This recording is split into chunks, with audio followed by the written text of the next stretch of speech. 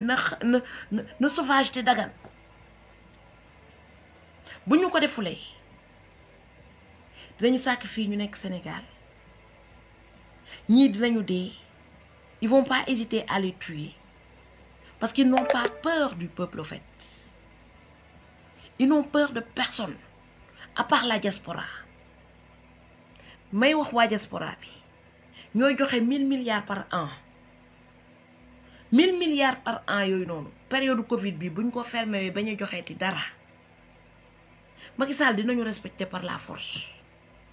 il faut qu'on soit en guerre ak Macky Sall ba Macky Sall xam ñun ban avantage lañ ko amal parce que y a des bouches, c'est lui qui devait les nourrir, qui devait leur donner du travail. Il est même pas capable. Il est nul comme ses pieds. Le président yi am yëpp yaa ci gën a nul Macky Sall nul ci lépp. Tu sais pas faire des millions petits bébés, tu sais pas travailler, tu sais pas vendre du pétrole, tu sais pas vendre du zircon. Je me demande même Macky Sall, est-ce que mën nga def bisou sax est-ce que mën nga ko def, est-ce que du loo tax xale yi tordu loolu yëpp man Macky Sall loo mën ci àdduna laa xamut foo toog di nelaw li nga mën ci àdduna bu ma naan nit ku gën a nulaar ci àdduna ci jëfin moo nekk Macky Sall lu baax mënoo ci dara rien du tout moo tax na bettuma de ñi ngay àndal yëpp qui se ressemble s'assemble. Birima il est moche, il est méchant, c'est ton copain. Mamgo Diazak, il est con, il est méchant, c'est ton copain.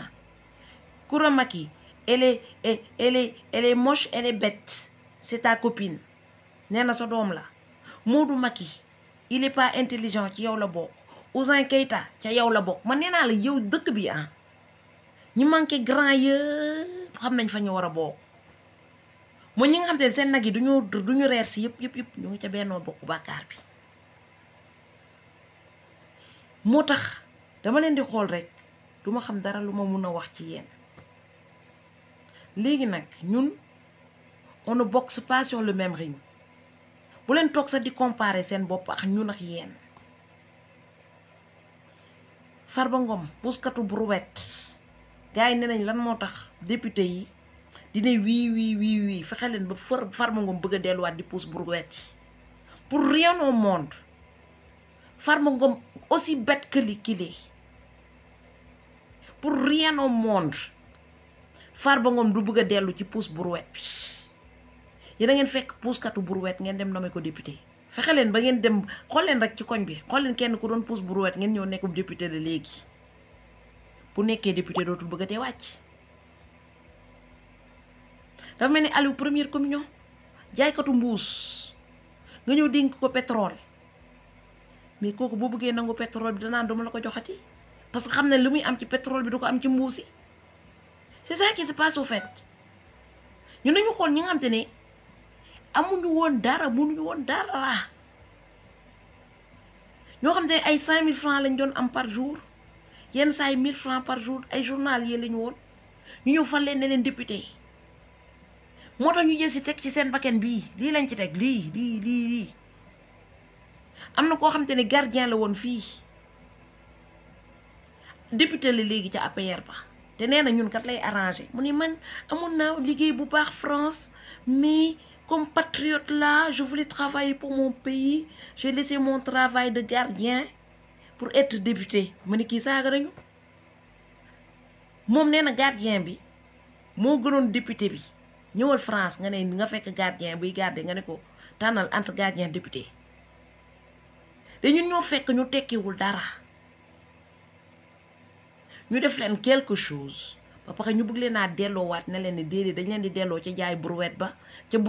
dañ leen di delloo ca jaay mbuus ba dañ leen di delloo ca gardien ba moo tax nag ñuy lànk bay wut ko leen lànkale moo tax ngeen gis seen député yi lu Macky Sall wax ñu ne la député Macky Sall lañu parce que xam nañ ñoom bu duloon Macky Sall Farba Ngom day continuer di pousse brouette bu duloon Macky Sall Aliou Sall day continuer di jaay mbuus bu duloon Macky Sall Birima boo moytu fële lay nekk Sandaga di yor taabal di jaay bu duloon Macky Sall Mambay product ñoom ñëpp ils étaient au chômage amuñu woon dara c'était des pauvres types au fait léegi na ñu ñëw jox leen ay milliards ñuy dépenser ay 1000 euros 2000 euros 3000 euros par jour fexe leen ba ñu dem dellul leen ci pauvreté bi ñoom au moins ils savent ce qu'ils veulent mais ñun ñi nekk ci ndóol bi ñun ñoo xam lu ñu bëgg ñenn ñi parce que ñoom li mbëtt bëgg loolu la bar bëgg mbëtt la mu toog ba bëgg ba jot ci ba ŋànk ko ne du ko bàyyi bar bu ko bëggee da koy xeex c'est ce qui se passe aujourd'hui ñoom la ñu ŋànk tey municipal yi mu ngi ñëw fexe leen ba yéen ñu bëgg Sonko yëpp seen mbokk yi nekk Sénégal yëpp ngeen forcé leen ñu dem voter pour maire yi nga xam te ne Pastef lañ bokk déjà de 1 commencé leen koñ boo leen dëkk ngeen ne kan mooy représenter Pastef kan mooy représenter Pastef ngeen dem intéressé aussi élection yi bu jotee fu Pastef nekk ngeen dem voter ko parce que municipal yi boo gisee Macky Sall créer problème bi pour que municipal yi mooy même boo rayee président Ousmane Sonko les gens vont faire la campagne ku ci nekk ku bokk Pastef te nekk ci benn koñ bëgg a nekk maire na commencé di def porte à porte di def campagne di wutal boppam ay militants pour mën a jël maire koñ ba ngeen commencé ko léegi tout de suite ne dormez pas Macky Sall nee na day woo ay député am présenter proposer leen pour que ñu organiser élection yi avant le 28 mars loolu leer na mooy bu tëjee président Ousmane Sonko bu fekkee ne trouble à l'ordre public la mu tëj ko 3 mois pendant ces 3 mois là président Ousmane Sonko du mën a bu bëggoon nekk maire benn koñ parce que mënoon na rattraper ñu dàq ko assemblée nationale président Ousmane Sonko ne léegi damay dem présenter wu pour nekk maire Sicap wala koñ ba mu nekk cité góor gi mun dama bëgg a présenter wu pour nekk maire cité góor gi la Macky Sall bu ko tëjee ci kaso bi 3 mois mooy du mën a def campagne ba mën a nekk maire te amanaa bu ñu jëloon génnee lever immunité parlementaire am dàq ko assemblée nationale yéen mënoon ngeen ko joxaat beneen chance pour que mu nekk maire mais loolu sax Macky Sall da ko ñaane Macky Sall bon nga yées nga Macky Sall yow loo am pour yow sa njaboot say doom président Ousmane Sonko day jël une partie salaire am jël ay orphelin di leen ko may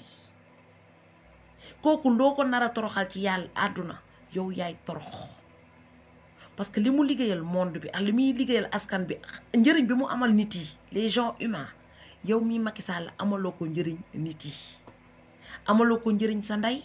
amaloo ko njëriñ sa jabar amaloo ko njëriñ Macron mii sax amaloo ko njëriñ parce que Macron bu ñëwee jàkkaarloo sa kanam bi ŋàññ Macky Sall du defar oto du defar train du tabax du bale du defar doom yu rafet yow rien du tout rien même président en tant que président sax sa kër gi nga dëkk dafa ñaaw kër gi nga dëkk Mermoz mais ça montre vraiment que t'as pas de goût donc loolu yëpp nga jël ko engrégé ko sa biir xol bi moo tax saay boo xoolee président Ousmane Sonko yéene woo ko lu dul kaso parce que iñaan moo baaxul la jalousie c'est très très mauvais le gars il est jaloux il est aigri yi nga boo nekkee ay nit ñu nga ne am na ñoo xam te boo xay toog ñoom ñu gis ñeneen ñëpp dañ lay bëgg parce que loolu ci nit la foo romb les gens t'aiment les gens te parlent enfin dafa am ñoo xam te da leen di métti dañ def jalousie Macky Sall du dara lu dafa iñaane président Ousmane Sonko c'est la jalousie extrême politiciens yu bari dañu iñaane président Ousmane Sonko parce qu'il est jeune il est intelligent il est dynamique iñaan nag ji nga ku la iñaan mun na tax ba ki la iñaan rey la te boo gisee président Ousmane Sonko Macky Sall bu ko rey parce que daf ko iñaane c'est une jalousie extrême am na ñoo xamante ne jalousie day tax ñu empoisonner nit jalousie day tax ñu rey nit day tax ñu bëgg a détruire nit parce que bu ñu iñaanee nit ki ñoom plus nit ki di yeewu du am lu mu lekk dañuy kontaan moo tax Macky Sall dàq na ko impôt et domaine doyut nit ki ñëw ñu nommé ko député moom il faut que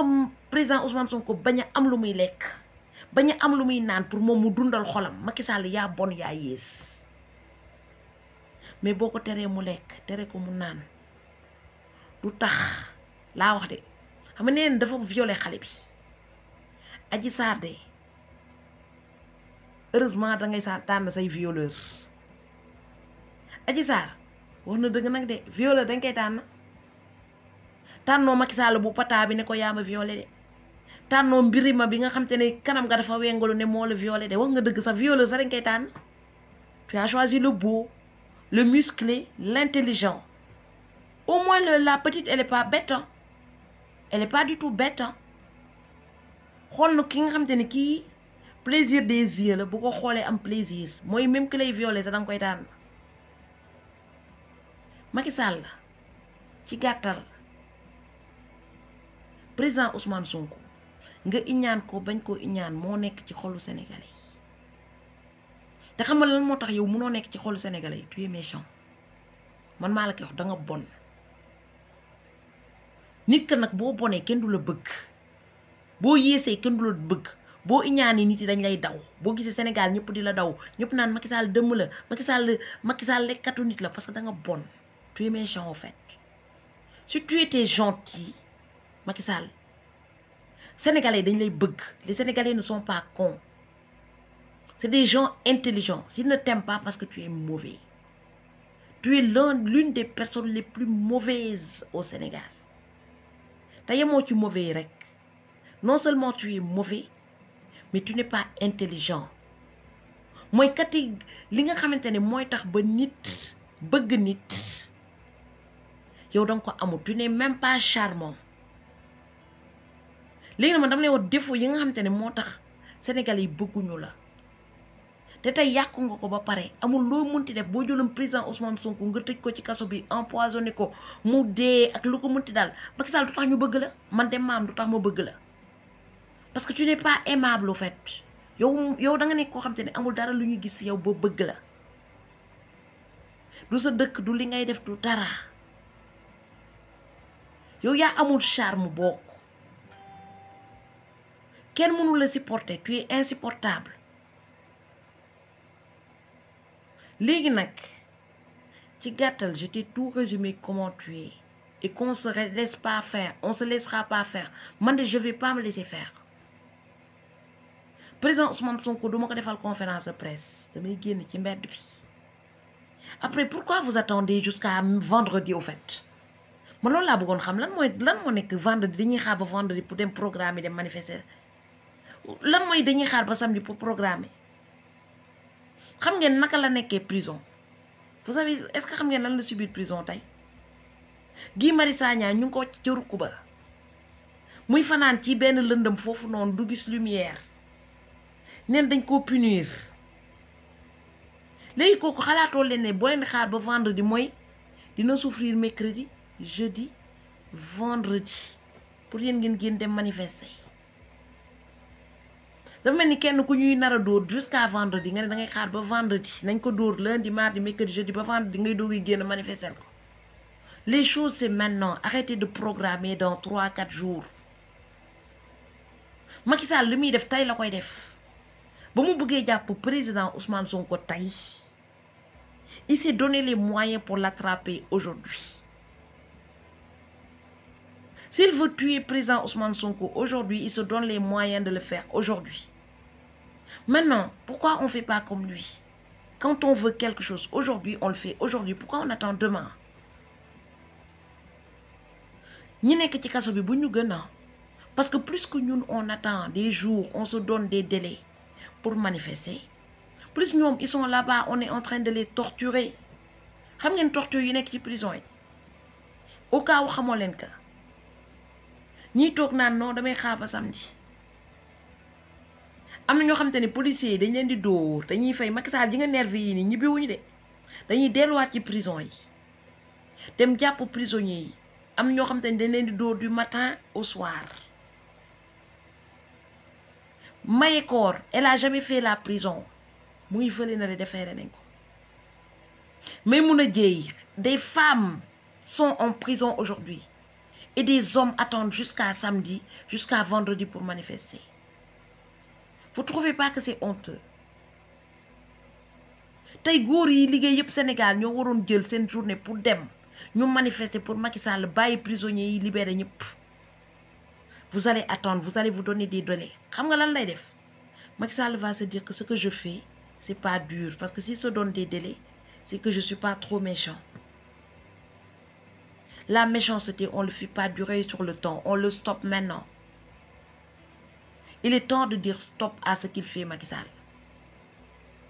Et pour que mu arrêter il faut que ñun ñu ne tey lañ koy arrêter pas demain, faut pas se donner des délais. Mais wax ñu nekk ci opposition bi vous attendez non am na ñoo xam ne dañ toog ndeysaan ñoom nee nañ ñoom seen yoon newu ci ñii nee nañ bii mooy seen parti ñoom seen yoon newu ci seen yoon newu ci. Chacun aura son tour chez le coiffeur. Macky Sall nekku fi rek pour dóor ay genre Pastef. Macky Sall bu génnee ci mbedd bi yéen seen doom yi bu tasex ñoom xool ndax Pastef lañu bokk xool ndax beneen parti da leen di dóor. Tey am naa ay xale yu ndaw yu ñu doon dóor ci biti amanaa seen yaay ci APR bi lañ bokk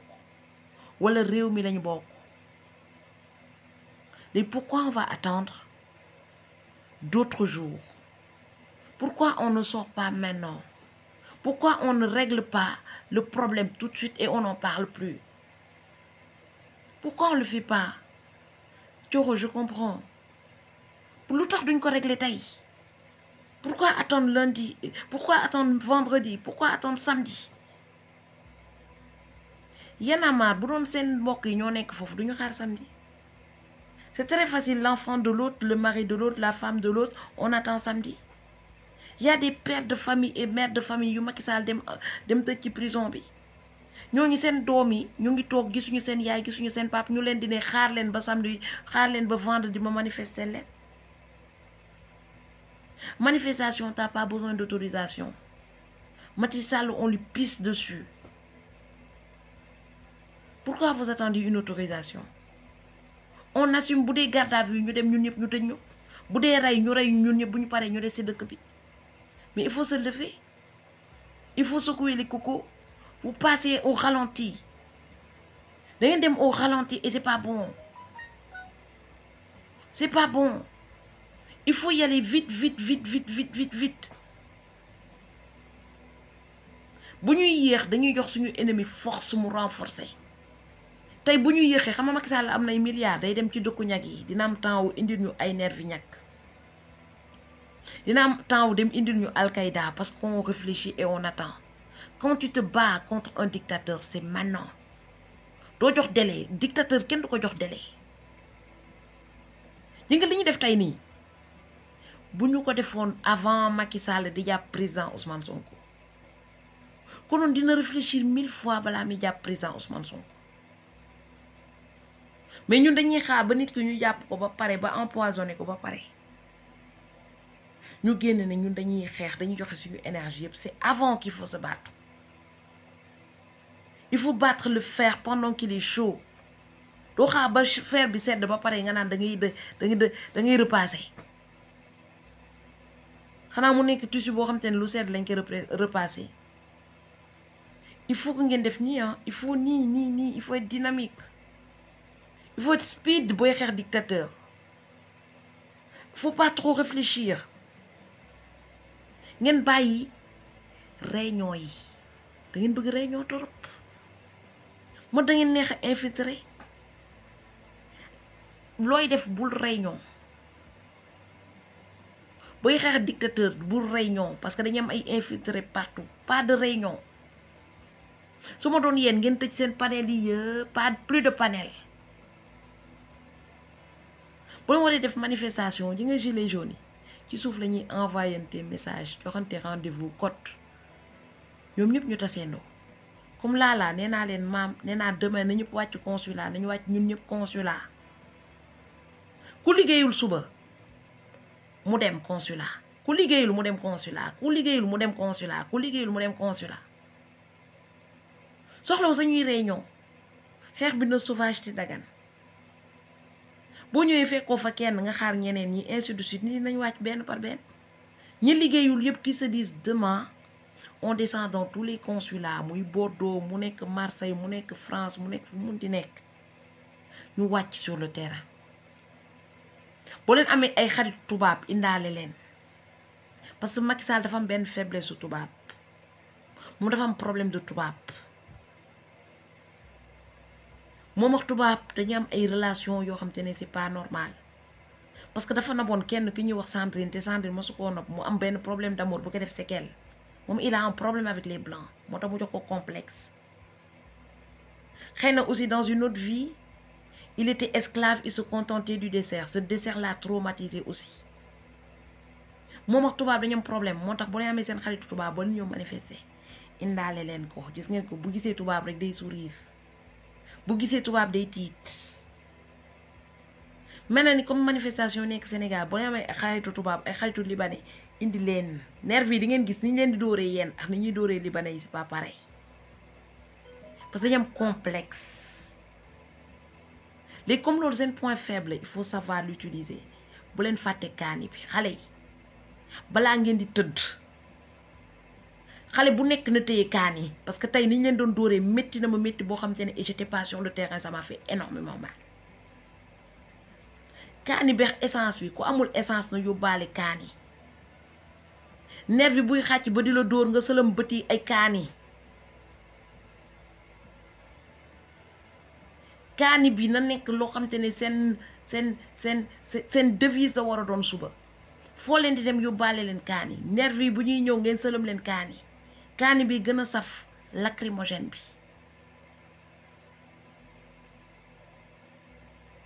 nervi yi bu ñuy waaj a dugg seen kër yi di nga neefere xale bu ñu defee caca ci seen pot de chambre yi bu leen sànni ci mbalit bi boo gisee nervi bi di ñëw def leen ko ci ay mbuus nervi bu ñuy ñëw ngeen leen sànni ay saaku caca moo leen caca day umaate dégg ngeen di nga nervi yi danga leen defal saaku caca yu xale yi di def yëpp ak seen fosse yi boo leen ko mënee vider ngeen def ko ci ay mbuus nervi yi fu ñuy romb ak policiers yi bu ñu taxawee noonu yore seen affaire yi nii boo leen nekkee ci étage yi leen jël caca yeex yooyu di ko vider ci ñoom ngeen di jël ay siwu ndey de siwu caaxoñ yi ngeen koy vider ci policiers yi xeex dañ koy mën loolu yëpp ay arme la loo leen jot affaire du ay xeer rek parce que xeer bi bu dalulee mais caca bu la dalee da ngay xeeñ boo jëlee caaxoñ yi ngeen sànni leen ko dañuy xeeñ boo leen ci mënee boole ñi nekk ci seen étage yi di seetaan policiers yi ñuy dóore boo leen amee mool ngeen mool leen comme dañu moolee woon policier ba ca watu kër président Ousmane Sonko loolu yëpp ci tactique de guerre la day tax ba da ngeen di traumatiser policiers yi il faut les traumatiser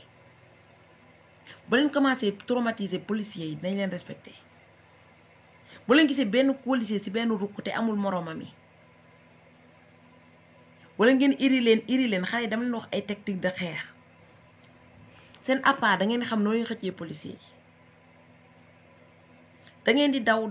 mais ñenn ñi dañuy xaar ci yenn koñ yi rukurukaat yi léegi policier buy dàkkee wala nervi buy dàkkee da ngeen def tout le temps ci rukurukaat yi mu am ñaari xale wala ñetti xale yuy xaar boo leen bu xale bi di jàdd rek ba nervi di ñëw rek ngeen xàcc nervi bi na ngeen ci dóor benn ba mu dee bés boo leen amee courage ngeen dóor benn nervi ba mu dee yeneen nervi yi nañ xam ne seen bakkan xaj na ci mool ba ngeen dóoroon policier bi boo leen ko ñaaraloon ci benn nervi parce que nervi yi état bi fayu leen amuñu assurance bu ñu deewee seen njaboot ñooy perte ñoom wax yéen a yem amuñu retraite amuñu dara ñoom c'est des travailleurs clandestins xamuñu ne Macky Sall da leen di exploiter ndax Macky Sall ay mbokkam jël nañu retraite ba mu leen joxaat encore une deuxième retraite dañuy liggéey ci gouvernement bi dem salaire yow comme un nervi il est con il est toujours con d'ailleurs parce qu'on lui fait faire que les sales boulots nervi mooy majordome yow ñu sant Gassama yëpp gis nga leen kenn defu leen nervi ñoom dañ leen nommé ay ministre conseiller ay postes fictifs ñu am salaire mais comme le nervi il est con par excellence moom dañ koy jox 15 000 francs du am retraite du am assurance bu dee moo perte parce qu'il est con c'est ça le con yow nervi bi balaa nga xam ne le nervi il est con par excellence le bœuf de deuil là mooy doomu Macky Sall yooyu nga xam te ne ñu ngi day ni ñu ngi mel ni nagu dëj ñoo leen ëpp mët nañu góor ñoom Macky Sall fayu leen 25 000 ne leen dem leen dóore dem leen risquer seen vie mais comme le nervi il est bête par excellence moom ndeysaan dañ koy def loo un sale boulot dafa mel ni comme commissaire ba tamit préfet bi y a pas plus con que le préfet y a pas plus abruti que le préfet parce que yow yaa ngi aar ki nga xamante ne boo demee États-Unis am na fa kër gu rafet ndeysaan le connard de préfet moom jox nañ ko benn salaire bu gën a ëpp yeneen morom yi rek moom pour moom moo téegal maamu gaynde bi day dóor waa dëkk bi yëpp c'est que suñu dëkk ñoo bëri ay dof foo fait ñoo bëri ay con yow le connard de préfet yow Macky Sall nommé wala ministre conseiller ne la toogal sa kër am salaire mu nommé ay mbokkam ay ministre conseiller ne leen toog leen seen kër doo leen def dara am salaire ministre mais le connard de préfet mais vraiment le connard de l'abruti mu Macky Sall avec son salaire de connard dana naan demal dóore man samay mbokk ndeysaan dama leen di jox ay ministre conseiller ne leen du leen liggéey ay emploi fictif ñu am 2 retraites est-ce que xam ne le connard de préfet là comme il est abruti par excellence xam ne am na ay mbokk Macky Sall yoo xam te dañoo liggéey ci état bi ba jël retraite ñuy toucher seen retraite Macky Sall nommé leen ministre conseil ñoom kenn du leen ne dem leen di dóor parce que ñooñu Macky Sall ay mbokkam da leen teg comme ay nit mais comme toi le connard de préfet tu défends une institution qui n'a pas raison d'être parce qu'il ne te respecte même pas ton institution là institution de merde là il te respecte pas l'institution que tu défends le gars c'est un voleur il t'a volé il a volé ta mère ton père tes grands-parents tes ancêtres il les a volés léegi yow le voleur de ton père de ta mère yow le connard du préfet nga ne da ngay risquer ta vie pour protéger le voleur de ta nation c'est que dëkk bi dafa am ñoo xamante ne xëy na man je me demande je pense que ñii du yàlla moo leen war a defar parce que yàlla ñi mu defar yëpp dañoo intelligent dafa war a am koo xamante ne dafa ñëw di defar di jéem a defar ay nit yu mel ni yëfu yàlla mais duñu mat mukk parce que je peux pas comprendre un être aussi abruti que ce préfet là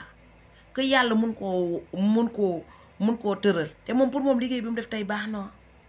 pauvre préfet pauvre connard yow dama la yërëm monsieur le préfet xanaa demoon laaj français yi nekk fii nii nga ne leen ay waay préfet France ñaata lay touché dina la wax salaire am mu wax la assurance bi ñuy am préfet de France bu dee woon tey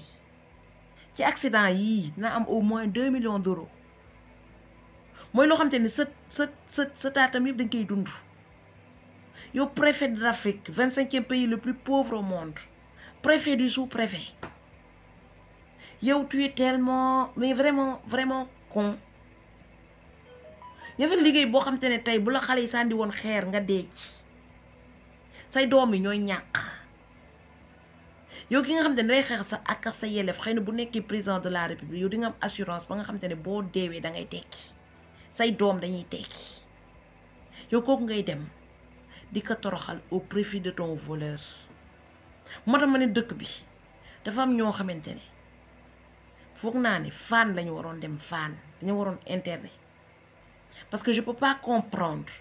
comment tu peux te lever nga xool gouvernement Macky Sall nga gis ku tudd Gassama ministre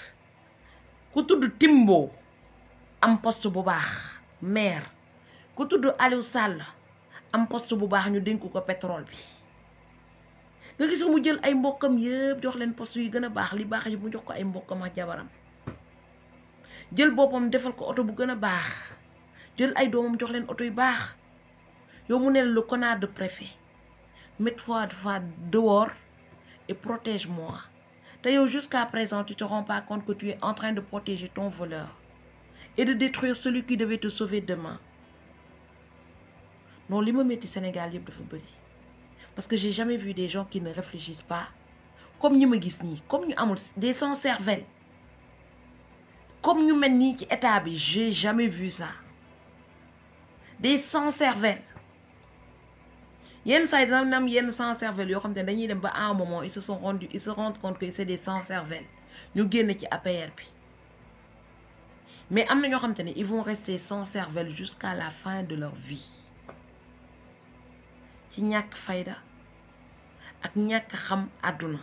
moo nekk préfet bii nii. L'histoire retiendra, tu sais quoi, monsieur le préfet, que tu as été l'homme le plus abruti de la terre. Yow say doom dinañ la mere. Yow ki la war a sauver nga ne ko ràpp tëj ko ci kaso bi. Yow ki lay sàcc di sàcc sa doom nga ne moom ngay protéger. L'histoire retiendra des policiers, des gendarmes aussi abrutis, aussi cons.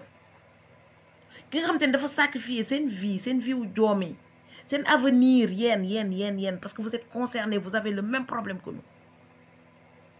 Ngeen ne kooku ngeen di protéger yéen.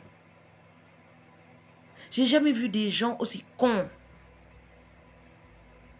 Il est arrivé à un moment. Vous n'êtes pas comme les policiers de Paris. Dem leen xool benn simple policier France pour lui faire le boulot de merde que vous faites. Il est bien payé pour ça. Et quand il meurt, il est bien assuré. Parce que ñooñu seen bopp yi dafa fees. Xam nañ lan mooy seen ak seen yelleef, c'est pas pour rien. Ji nga policiers yi nekk France fii bu ñu leen newoon ñu génn ci mbedd bi avec le salaire misérable que vous avez au Sénégal.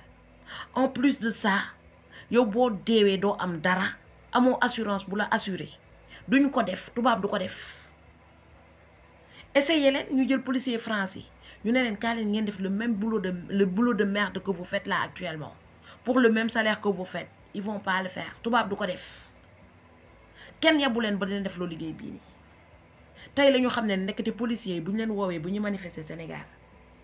état Sénégal moo leen di fay ndeysaan. Tey lañ ko xam ma ne tubaabam fulla. Tubaab bi de meluñu ni préfet Sénégal bi de. Tubaab lépp lu mu def même su fekkee day liggéeyal dëkkam dafa respecter suuxam bii du ko sacrifier pour un connard de Macky Sall. Tubaab bu génnee di sacrifier c'est pour que mu tekki. Même en étant policier boo xam ne bu génnee dañ koy rey il faut que yow mi koy yóbbu pour ñu rey ko danga koy defal benn assurance boo xamante ne bu deewee ay doomam wala tànkam wala loxom wala bëtam yem fa ay doomam fa la ñuy jaaree tekki ba abadan. Mais le préfet le plus abruti de la terre xoolal ñaata policier ñaata gendarme ñoo génn ci état bi parce que dañoo laagu accidenté ñu dagg seen tànk mutilé de guerre ñi ñàkk seen bët. Ces gens-là sont pauvres aujourd'hui amuñu benn indemnisation te bu doon ci tubaab yi ay 1 million 2 millions d'euros lañ leen di fay. Nañ dund ba dee duñu ñaan. Dem leen xool les mutilés de guerre ici comment ils vivent bien. Mais ñun ñoo am policiers yoo xamante ne amuñu benn ambition en fait. Vous n'avez pas d'ambition. Parce que lu ñuy xeex ñun nit mënu ko comprendre bu amulee ambition. Lu ñuy xeex ñun nit mënul jóg xeex ko bu amulee ambition dans la vie. Mooy bëgg a jóge ci point A yegg ci point B. Yéen da ngeen toog ci point A. Ngeen ne ñun on préfère rester là point A, conserver point A, bëgguñu avancer. Bu ñu reculer yàllaa ko dogal parce que vous êtes bêtes. Vous êtes les gens les plus cons yoo xamante ne tey vous ne devez même pas avoir une petite fonction. Yéen seen doom yi laa yërëm en fait ak seen jabar yi parce que je pourrais pas vivre avec un homme qui n'a pas d'ambition. Un homme qui sacrifie sa vie pour des cacahuètes. Comme ce préfet de merde. Tay bu la xale yi laaguloon sànni la benn xeer sa bët tuur. Macky Sall da lay sànni comme un déchet. Parce que il sait que il t'a regardé de haut en bas. Il sait que tu as une mentalité de merde. Il te traite comme de la merde. Le jour que tu te traiteras comme une personne humaine, ce jour-là, tu te feras respecter. Mais qui ne doit respecter une armée? Personne ne va vous respecter. Parce que zéro dignité. Zéro dignité. Da ngeen di dóor bay dóor ay xale. Ñàkk dignité ak ñàkk personnalité moo tax Macky Sall xam ne comme vous n'avez pas de valeur, il vous a ramené des nervis sans valeur qui correspondent à vous et là vous êtes obligé de coopérer avec des milices. De les transformer en milices indirectement. Et vous ne vous rendez même pas compte. Mu leen di utiliser à sa façon. Jabaram di leen utiliser à sa façon parce que seen bopp yi ci boppam ndox moo ci nekkul ndox. Dafa am lu manqué seen bopp yi grain di ci manqué parce que pour mën a gis ñun li ñuy gis day fekk sa nag yi mën a reer si parce que je peux pas comprendre tey ku dem internet nga tapé France ñaatal policier bi di touché dañ la wax ngeen di dem di def yi yeneen guerre ci yeneen dëkk les blancs sont mieux payés que vous ne réclamez même pas vos droits vous protégez vos voleurs doo leen dénoncer yéen a ngi côtoyer seen voleur tey président Ousmane Sonko lii ko Macky Sall teg ba Sénégal yëpp xam ne day fen yéen ngeen waroon jóg yéen armée bi ngeen ne doo leen ànd ci fen yéenay protéger ay fenu Macky Sall yéenay protéger fenkat yi yéenay protéger sàcc yi et avec ça vous voulez qu'on respecte une institution yéen tubaab bi duñ leen mës a respecter duñ leen mës a nawloo parce que ay jaam ngeen parce que vous êtes des imbéciles de première catégorie ñenn ñi dañ leen di caresser au sens du poil un imbécile reste un imbécile seul un imbécile accepte de donner son âme, son corps pour des futilités, pour un voleur, pour un menteur, pour un aigri. Lol, il faut vraiment nga am lu manqué sa bopp bi pour nga servir Macky Sall. J'espère que seen doom yi gis nañ ñun lu ñu gis parce que foog naa ni ku sa doom gis ñun lu ñu gis ngay liggéeyal Macky Sall da laa war a renier da laa war a vomir yéen ñun dañ leen sip live bi fi laa ko yemale di leen xaar yéen ñëpp je vous attends demain j'espère que di ngeen génn yéen ñëpp au niveau des consulats ñu mën a jël seen journée c'est bien on se donne rendez-vous à 9h consulat ambassade ku yeewu na dem consulat ambassade bi ko jege muy Paris muy Bordeaux muy Marseille sortez même bu dee 1 heure de temps ngeen di dem taxaw ci consulat bi à partir de 9h 10h yéen ñëpp ngeen wàcc au niveau des consulats soxla ngay wax maam foo toll non t'as pas besoin de maam pour y aller maam n'a pas besoin de toi pour y aller ku nekk buy dem boppam lay demal tu y vas pas pour maam j'y vais pas pour toi on y va pour le Sénégal kon levez-vous bu ñu jógulee Guy Marius Sagna dinañ ko empoisonné Guy Marius Sagna dinañ ko def comme Assane Diouf bu génnee di ngeen ko gis maam wax na leen ko ay lunettes lay sol parce que cellule isolement bi ñu ko def cellule isolement boobu lañ defoon Assane Diouf mooy dañ lay teg ci benn néeg bu lëndëm boo xamante ne loolu day dofloo nit nga toog fa pendant 1 mois tu ne vois pas la lumière du jour lu leen neex lañ lay jox lekk bi dañ koy jël jaxase ko def ko nii même bu dee poison il te donne tout tu manges quand t'as faim tu manges loolu la Guy Marius Sagna nekk di subir ci prison bi may wax cardinal gis nga ni Guy Marius Sagna il a rien fait il a pas tué il s'est pas battu il a jamais insulté quelqu'un tey vous représentez qui l'église non tey dañu jël doomu église tëj ko ci kaso bi il a rien fait tey dañu jël musulman tëj ko ci kaso bi ils ont rien fait lan la Assane Diouf def dara def na ay conférence de presse il a même pas insulté dafa rey nit dafa saaga nit dafa dóor nit non et pourtant tey